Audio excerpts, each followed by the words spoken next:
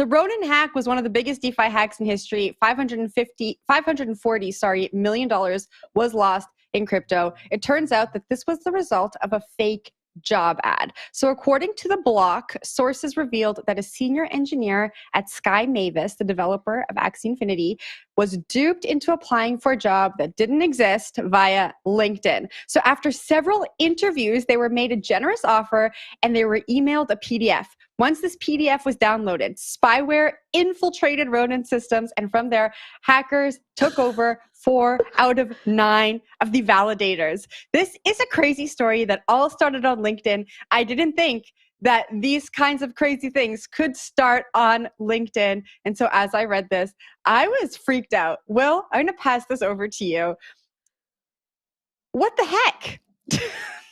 Don't download attachments. Everyone always says it. No one listens. They just keep doing it anyways. But there's a reason for it. You might destroy a $540 million network. Right? It's a tough cost for a quick download.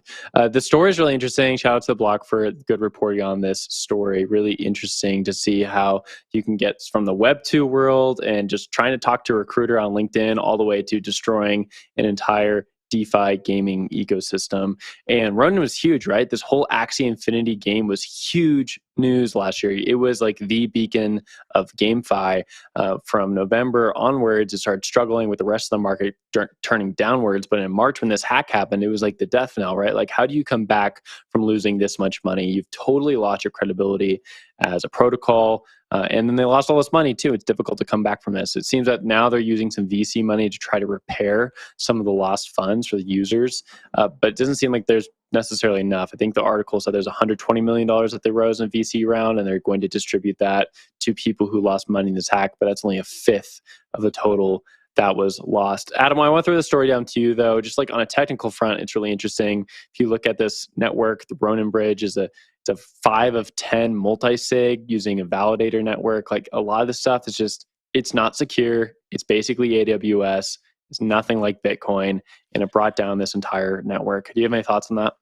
Yeah, I mean, I think you set it up perfectly there. From a technical standpoint, what this really reveals is that so there's always been this tension between decentralization on one side and the ability to scale and have low costs on the other side.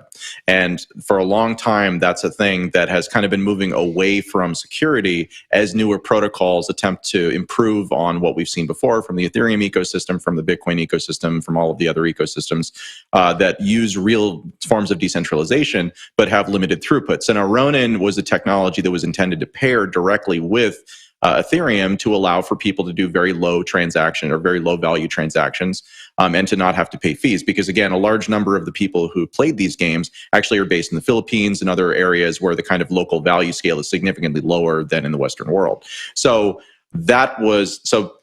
That I think is the biggest takeaway for me about this, is the fact that they were able to compromise a single engineer through a somewhat elaborate, but if you think about it, very, very good return on investment, attempt, set up a fake, LinkedIn company, hire somebody to go and do some interviews with, a bunch of people, see who you can get through. And then at the end of that process, these people are all invested, right? They think you're offering them a better deal. And so you infect them at that point. And then from there, you're able to infect half of the validating nodes throughout the network. That means that one engineer had access to at least half of the validating nodes throughout the network. And that right there demonstrates that this is the pretense of decentralization. It's the pretense of security. And in reality, all it took was compromising a single person in order to get from here to there. So I think there's a lot of lessons to learn in this one. But Jen, what are you thinking?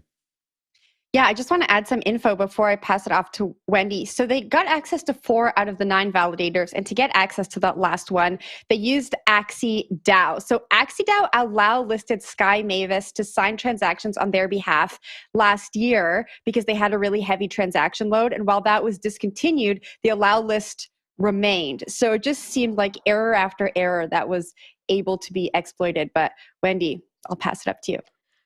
There's a lot that's going through my mind when I'm thinking about this. Like, I understand that, Axie is a massive company, but the fact that they only had, I believe you said 9 validators, that seems like kind of a small amount. I understand that, you have to do things fast, you have to have people sign fast, but it still seems like not a whole lot when you're looking at the value of the entire Axie Infinity ecosystem. So that's a little bit problematic to me. But then again, I take a step back and I realize that most of the stuff that we're seeing, especially in crypto now, DeFi, Web3, GameFi, whatever, it's technically still in beta. These are startups. Even though these startups are worth like millions, sometimes billions of dollars, they're still startups. There's still points of failure.